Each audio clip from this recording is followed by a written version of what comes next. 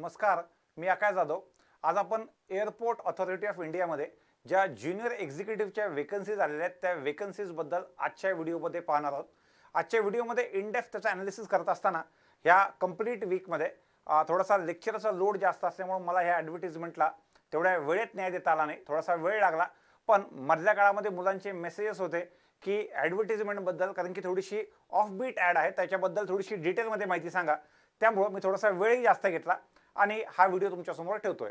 यामध्ये जो काही पार्ट राहील तो राहिलेला पार्ट, ह्या व्हिडिओतला राहिलेला पार्ट जो तुम्ही अपकमिंग जे जे माझे व्हिडिओज असतील त्यामध्ये मी जिथं जिथं जसं आवश्यकता पडेल तर सांगत जाईल. स्पेसिफिकली आपलं जे 1 तारखेचं मंथली सेशन आहे त्यामध्ये सुद्धा ह्या ॲडबद्दलची अपडेट्स जे आहेत त्या आपण पुढच्या व्हिडिओत पण बघूयात. पण आतापर्यंत मिळालेली जेवढी काही माहिती आहे ती माहिती मी तुमच्यासमोर त्या माध्यमातून ठेवतो. तर चला आपण चालू करूयात आपल्या आजच्या एअरपोर्ट ऑथॉरिटी ऑफ इंडियाच्या ॲडला. तुम्हाला जर लॉकडाऊनच्या काळामध्ये आठवत असेल तर त्या काळामध्ये मी तुम्हाला AAIच्या एअर ट्रॅफिक कंट्रोलच्या जागा निघणार आहेत असं सांगितलं होतं. त्यासाठीच्या एक्झाम डेट सुद्धा जून जुलैच्या होत्या, ज्या की त्यांनी कोरोनाच्या आधीच्या काळामध्ये बुक केलेल्या होत्या. पण झालं असं की मधल्या काळामध्ये कंटिन्युअस कोरोनाच्या मध्ये 1 महिना 2 महिने 3 महिने ह्या डिले करत करत ॲडव्हर्टिजमेंट जवळपास 6 महिने पुढे डिले झाली आणि या वेळेला साधारणतः नोव्हेंबरमध्ये ही ॲडव्हर्टिजमेंट पब्लिश झालेली आहे. ॲडव्हर्टिजमेंट मोठी आहे, खूप चांगली आहे. मी सांगितल्याप्रमाणे ज्या विद्यार्थ्यांचा आतापर्यंत RBIच्या असिस्टंटचा चान्स गेलेला आहे, मला असं वाटतं की त्याच्या खालोखाल किंवा त्याच्या जवळपास असलेली ही एक चांगली रिक्रुटमेंट आहे. तर विद्यार्थ्यांनी निश्चित याचा विचार केला पाहिजे. सगळ्यात महत्त्वाचं व्हिडिओ शेवटपर्यंत बघा ह्या सगळ्या गोष्टी माहिती करून घेण्यासाठी. ॲडव्हर्टिजमेंटसाठी मी मदत जी आहे, आपले संकल्प एज्युकेशनचे जुने विद्यार्थी जे मागच्या ॲडव्हर्टिजमेंटमध्ये झालेले आहेत त्यांचाही मला याच्यामध्ये सहकार्य मिळालं. मधल्या काळामध्ये अजूनही काही मित्र लोक जे टिपिकल ह्या एक्झामची तयारी करतात त्यांची सुद्धा मदत साधारणतः मला या ॲडव्हर्टिजमेंटमध्ये मिळालेली आहे. चला तर आपण चालू करूयात. पहिल्यांदा ॲडव्हर्टिजमेंटमध्ये आहे काय, ॲडव्हर्टिजमेंटमध्ये आहे काय हा पहिल्या पार्टमध्ये झालं की त्याच्यानंतर आपल्याला त्याच्यातून काय शिकायचं आणि काय करायचं. पहिल्यांदा ॲडमध्ये ज्या आहेत त्या गोष्टी सांगतो. पहिल्या पार्टपेक्षा जास्त महत्त्वाचं माझ्यासाठी सेकंड पार्ट आहे, आपण तोही बघूयात. बघा, ॲडव्हर्टिजमेंटमध्ये जो जो पार्ट लागतोय तो मी हायलाईट सुद्धा केलेला आहे, सो दॅट आपल्याला तेवढ्याच पार्टवर सध्या कॉन्सन्ट्रेट करायचं आहे. सगळ्यात महत्त्वाचं ॲडव्हर्टिजमेंट जी आहे ती एअरपोर्ट ऑथॉरिटी ऑफ इंडियाची, तशी मॅनेजर्स आणि ज्युनियर एक्झिक्युटिव्ह 2 पोस्टसाठी आहे. पण मॅनेजर्सला अनुभव पाहिजे, त्यामुळे सध्या माझा फोकस जो आहे तो ज्युनियर एक्झिक्युटिव्हच्या फ्रेशरसाठीच्या पोस्टवर आहे.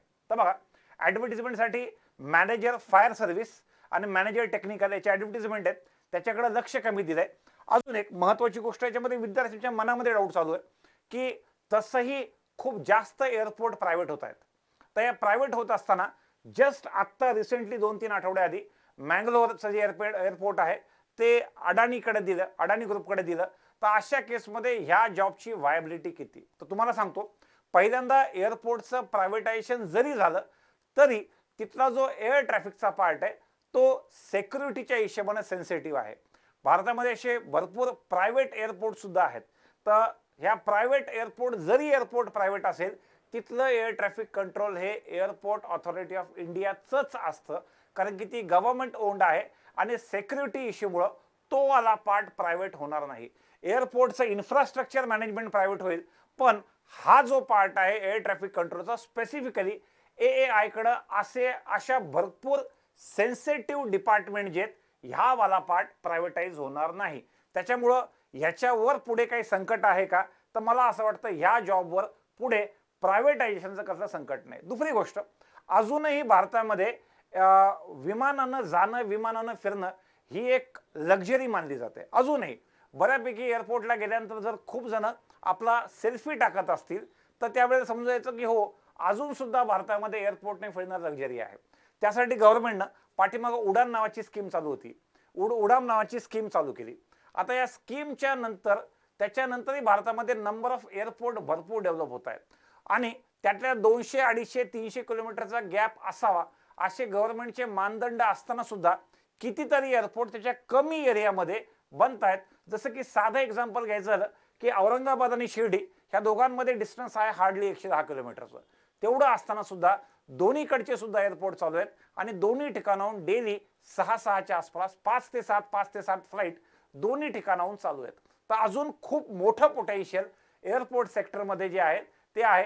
अजूनही छोटे छोटे भरपूर असे सिटीज आहेत ज्याच्यामध्ये पोटेन्शियल आहे, पण त्या कनेक्ट व्हायच्या बाकी आहेत. त्यानंतर मोठ्या गव्हर्नमेंट कंपन्या जसं की एअर इंडिया सारखी कंपनी जी आहेत, अजूनही त्या कंपनीमध्ये टाटाने इंटरेस्ट दाखवलाय. मला असं वाटतं ही आजचीच न्यूज आहे. असो, आपण आजच्या आपल्या ॲडला चालू करूयात. ह्या ॲडव्हर्टिजमेंटमध्ये माझा जास्त तुम्हाला फोकस आहे की तुम्ही 3, 4 आणि 5 नंबरची पोस्ट, याच्यामध्ये ज्युनियर एक्झिक्युटिव्ह ही एअर ट्रॅफिक कंट्रोलची, ज्युनियर एक्झिक्युटिव्ह एअरपोर्ट ऑपरेशनची आणि ज्युनियर एक्झिक्युटिव्ह टेक्निकलची, या 3 पोस्टला तुम्ही बघितलं पाहिजे. तुमच्यापैकी एखादा विद्यार्थी जर बीई मेकॅनिकल असेल तो तिघांनाही इलिजिबल असेल आणि मल्टिपल पोस्टला ऍप्लिकेशन करता येतं. त्यामुळं जास्त प्रॉब्लेम नाहीये. तुम्ही जर बघितलं ह्या ज्युनियर एक्झिक्युटिव्ह एअर ट्रॅफिकसाठी तुमचं बॅचलर्स डिग्री बीएससी फिजिक्स आणि मॅथ्सची लागेल. नीट ऐका, फिजिक्स आणि मॅथ्स. माझं CBZ आहे, चालणार नाही. माझं याच्यामध्ये फिजिक्स आणि मॅथ्स पैकी एकच फिजिक्स आहे, चालणार नाही.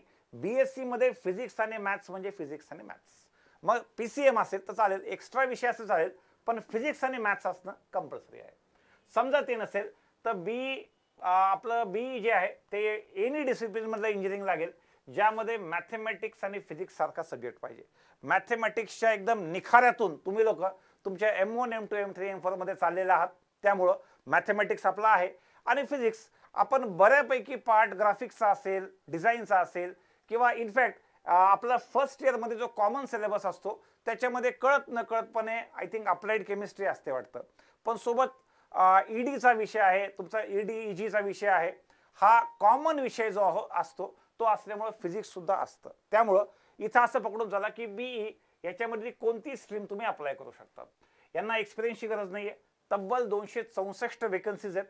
सेम ज्युनियर एक्झिक्युटिव्ह एअरपोर्ट ऑपरेशनला graduate in science and MBA of 2 years, म्हणजे एनी ग्रॅज्युएट असेल तो 2 वर्षाचा MBA किंवा बॅचलर्स डिग्री इन इंजिनिअरिंग. इथं इंजिनिअरिंगला काहीच लिमिट नाहीये, काहीही असलं चालेल. तर ह्या पद्धतीने आहे. एक्सपिरियन्सची गरज नाही. इथं 83 वेकन्सीज आहेत. ह्या एअरपोर्ट ऑपरेशनला जे आहे ते तुम्हाला लाईट मोटर व्हेकलचं तुम्हाला लायसन्स असणं आवश्यक आहे.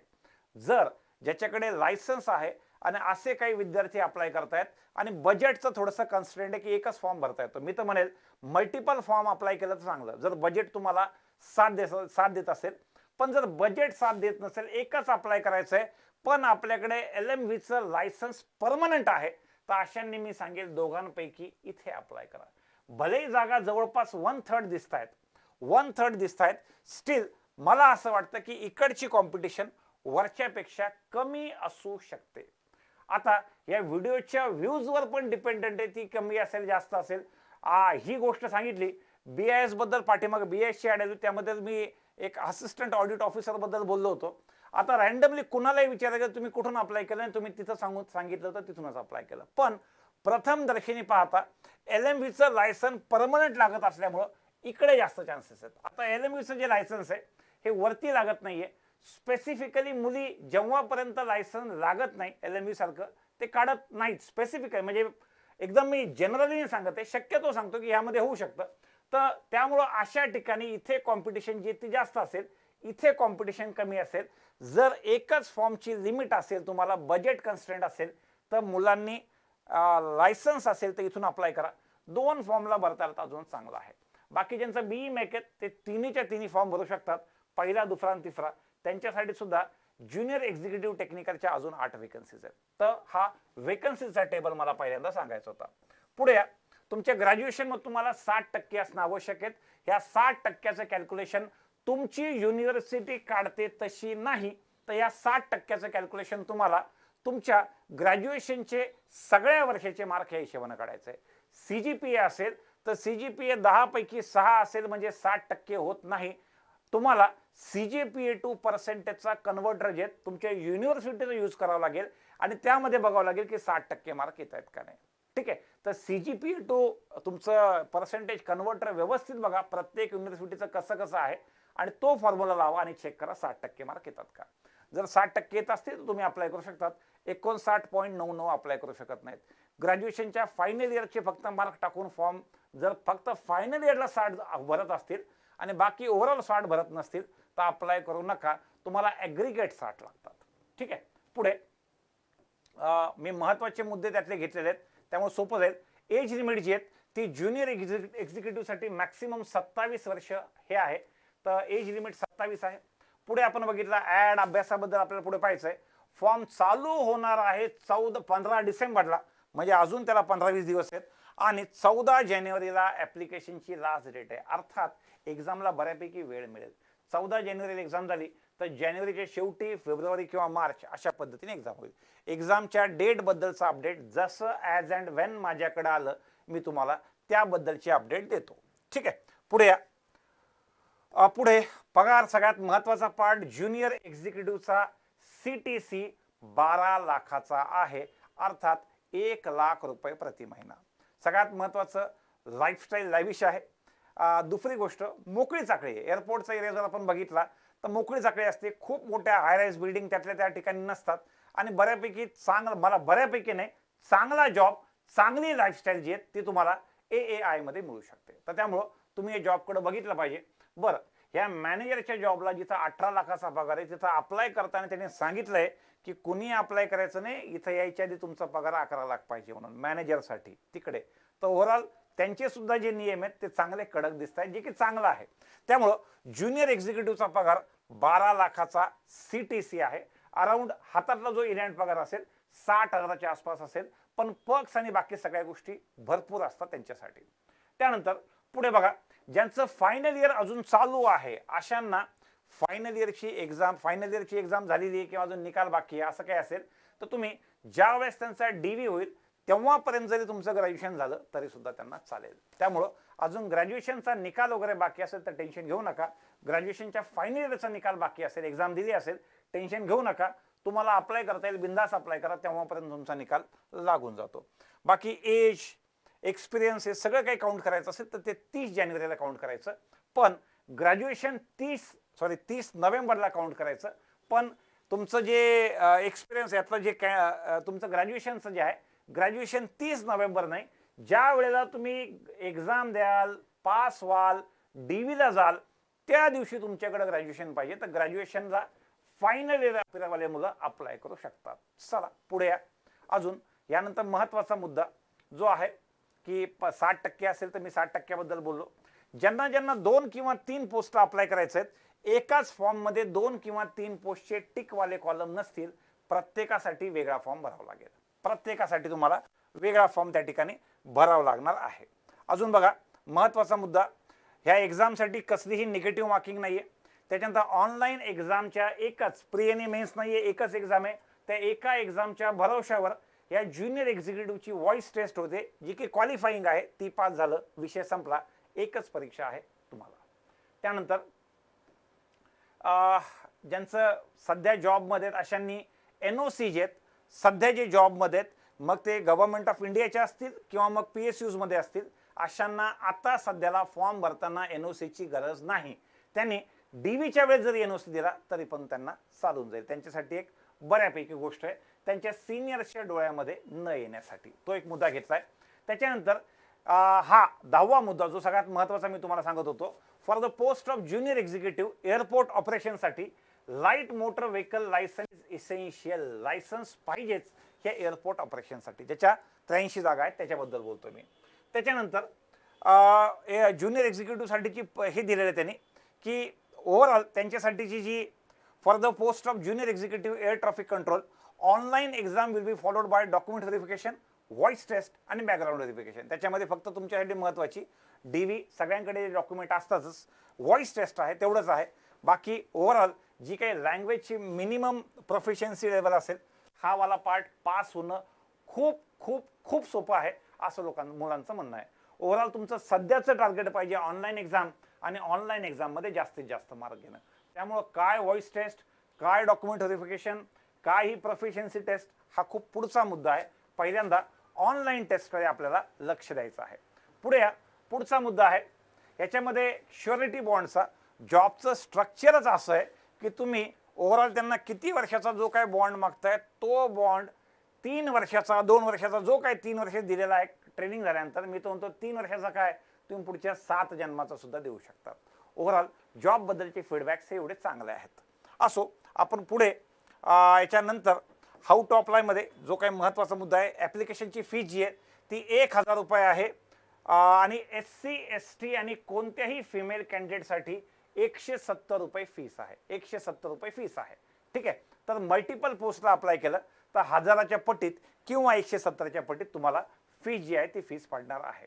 अजून फोटो तुमचा 20 KB ते 50 KB मध्ये पाहिजे आणि सिग्नेचर 10 KB ते 20 KB मध्ये पाहिजे. हा एक पॉईंट महत्त्वाचा नव्हता, पण मी का घेतलाय, SBIच्या एक्झाममध्ये पाठीमागे एक्झाम सेंटरहून तुमची साईन छोटी होती, साईन खूप छोटी आली, छोटीशी साईन आली, त्यामुळे एक्झाम सेंटरला बसू दिलेलं नाही, रिजेक्ट केलेलं आहे.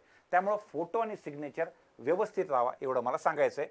त्यासाठी हा मुद्दा जो आहे तो मी तुमच्यासमोर चर्चेसाठी आणलेला आहे. आणि ऑनलाईन टेस्ट जी ती 2 भाषामध्ये होईल, हिंदी आणि इंग्लिश. यातला इंग्लिश हा एकमेव असा सेक्शन असेल जो फक्त इंग्लिशमध्ये दिसेल. बाकी सगळे क्वेश्चन तुम्हाला हिंदी इंग्लिश दोघांपैकी कोणत्याही भाषेमध्ये दिसेल. ही झाली समोरची दिसलेली ॲड. आता आपल्याला सगळ्यात महत्त्वाचं, मे बी ज्या सेक्शनसाठी तुम्ही मे बी आपण टाकलेल्या व्हिडिओला फॉलो करतात, की रीडिंग बिटवीन द लाईन्स, की नेमकं ह्याच्यामध्ये आपल्याला काय वाचायचं आहे. सगळ्यात पहिल्यांदा बघा, एक्झाम ही 120 मार्काची 2 तासाची निगेटिव्ह मार्किंग नसलेली एक्झाम आहे, ज्याच्यामध्ये 60 मार्क टेक्निकलचे आणि 60 मार्क ॲप्टिट्यूडचे. ह्या टेक्निकलमध्ये 11वी 12वी लेवलचं फिजिक्स आणि मॅथ्स येतं. ॲप्टिट्यूडचं जे बायफर्केशन आहे ते ह्या पद्धतीनं एक्सपेक्टेड आहे, असं आहे. याच्यामध्ये मायनर चेंज होऊ शकतात. तर ह्या 60 मार्काच्या ॲप्टिट्यूडमध्ये इंग्लिश 20, रिझनिंग 15, न्यूमरिकल एबिलिटी 15 आणि जनरल नॉलेज 10 ह्या पद्धतीनं आहे. बाकी फिजिक्स मॅथ्स किंवा टेक्निकलबद्दल मी पुढे बोलतो. पहिल्यांदा याच्याबद्दल बोलू घेतो. ही जी एक्झाम आहे ही एक्झाम टिपिकल SSC पॅटर्नवर होते. दुसरी गोष्ट, इंग्लिशचा जो पार्ट आहे हा पुन्हा SSCच्या पॅटर्नवर तुम्हाला माहिती आहे. रिझनिंगवाला जो पार्ट आहे हा जसा बँकिंगला एकदम घाणेरडे मोठमोठे पझल आहेत तसा नसतो. यांच्या रिझनिंगमध्ये नंबर सिरीज पण येतं SSCच्या. दुसरी गोष्ट, यांच्या रिझनिंगमध्ये टिपिकल व्हिज्युअलवाला पार्ट, नॉन व्हर्बलवाला जो पार्ट आहे तो नॉन व्हर्बलवाला पार्ट, व्हर्बलवाला पार्ट हा एवढा येतो. टिपिकल कोडिंग, की if Akash is coded as LXXURV, याची कोडिंग काय असेल, एकदम सोपा असा रिझनिंगचा पार्ट. न्यूमरिकल ॲबिलिटीमध्ये टिपिकल आपलं कमर्शियल मॅथ्स किंवा अरिथमॅटिकचा पार्ट, सोबत त्याच्यासोबत सिम्प्लिफिकेशन. पण सिम्प्लिफिकेशन बॉडमासवालं जे आहे हे बँकिंगवाला नाही, SSCवाला सिम्प्लिफिकेशन या पद्धतीने येऊ शकतो. जनरल नॉलेज तसंही तुम्ही आता सवय झालेली असेल, SSCचा फॉर्म भरून, LTPCचा फॉर्म भरून तिकडे सवय झालेली आहे, तीच सवय पुढे कंटिन्यू करायची आहे. काही जण सांगताना सांगितले 10 किंवा 15 मार्काला येतं, 10 to 15 मार्क्सचा GKचा पार्ट येतो. तर अशा पद्धतीनं आहे. नेगेटिव्ह मार्किंग नाही आहे. सेक्शनल कट ऑफबद्दल काहीही बोलण्यात आलेलं नाही आहे. पण 10-15 मार्क पाहता मला असं वाटतं सेक्शनल कट ऑफ नसेल, ओव्हरऑलच कट ऑफ असेल. 2018 मध्ये ही जी ॲड आली होती त्या एक्झामचा कट ऑफ जो होता तो 83 होता 120 पैकी. नेगेटिव्ह मार्किंग नाहीये. सेक्शनल कट ऑफ बद्दल मेन्शन नाहीये, पण वाटत नाही की सेक्शनल कट ऑफ असेल. ठीक आहे. ह्या एक्झामसाठी जर असं वाटत असेल की आपण कारण की आपण मधल्या काळामध्ये बऱ्यापैकी यशस्वी प्रयोग केले. स्टेट बँक ऑफ इंडियाची CBOची जी बॅच आहे ती आपण ऑनलाईन हिंदी इंग्लिशमध्ये कंडक्ट केली आणि त्याचे निकाल एकदम चांगले येतील याबद्दल मला थोडाही डाऊट नाही आहे. पुढे ही सुद्धा बॅच एअरपोर्ट अथॉरिटी ऑफ इंडियाची ओव्हरऑल सिलेबस माहिती असल्यामुळं, जुन्या विद्यार्थ्यांचा बेस असल्यामुळं, सिलेबसचे लिमिटेशन्स माहिती असल्यामुळं जर असं वाटतंय, कारण की ओव्हरऑल रिस्पॉन्सबद्दल तुमच्या साईडनं, कारण की ही ॲड अशा वेळेस आलेली ज्यावेळेस तुमच्या IBPSच्या बऱ्यापैकी मेन्स आहेत, तर तुमचा जेन्युइन इंटरेस्ट असेल तर खाली डिस्क्रिप्शनमध्ये मी गुगल फॉर्म दिलेला आहे, तेवढा गुगल फॉर्म भरू द्या, सो दॅट त्या बॅचबद्दलचे काही तुम्हाला मला मेसेज कन्वे करायचा असेल तर तो मी त्या मेसेजच्या माध्यमातून किंवा ईमेलच्या माध्यमातून तुमच्यापर्यंत पोहोचवेल. जर तुमच्या साईडने जेन्युइनली एक चांगला रिस्पॉन्स मला मिळाला तर आपल्या फिजिक्स मॅथ्स सहित हा सगळा पार्ट चालू होऊन जाईल. जर तुमची इच्छा असेल बॅच मराठी इंग्लिशमध्ये पाहिजे, आपण मराठी इंग्लिशमध्ये घेऊ. जर असं वाटतं हिंदी इंग्लिश पाहिजे, तिथं सुद्धा घ्यायला कसलीही अडचण नाही. ठीक आहे. त्यानंतर एक्झामचं सांगितलं मी, ऑनलाईन एक्झामवर आहे. व्हॉइस टेस्टचा जो पार्ट आहे त्याचा वेटेज 0% आहे. पुढे एक्सपेक्टेड एक्झाम डेट, त्याबद्दल 15 जानेवारी तर 14-15 जानेवारी ॲप्लिकेशनची लास्ट डेट आहे. तर जानेवारी एंडपासून ते पुढे Feb-March कधी होईल त्याबद्दल समजा काही कळालं तर मी आपल्या 1 तारखेच्या मंथली स्ट्रॅटेजी सेशनला त्याबद्दल सांगेल, किंवा त्याच्यानंतर जे कोणते व्हिडिओज होतील त्यामध्ये सुद्धा मी सांगून देईल. एक्झाम कंडक्टिंग एजन्सी या आधीच्या याच्यामध्ये तरी TCSच होती एक्झाम पुढे जाईपर्यंत. मला 99% असं वाटतं की एक्झाम कंडक्टिंग एजन्सी ही TCSच असेल. पुढे हे जे टेक्निकल आहे, हे टेक्निकलचा अभ्यास सध्याला आमच्या IBPSच्या एक्झाम अपकमिंग आहेत. मेन्स बऱ्यापैकी जानेवारी फेब्रुवारीमध्ये आहेत. SSCच्या आहेत, आमच्या रेल्वेच्या आहेत. याच्या सोबत स्टडी होऊ शकतो का? तर मला असं वाटतं होऊ शकतो.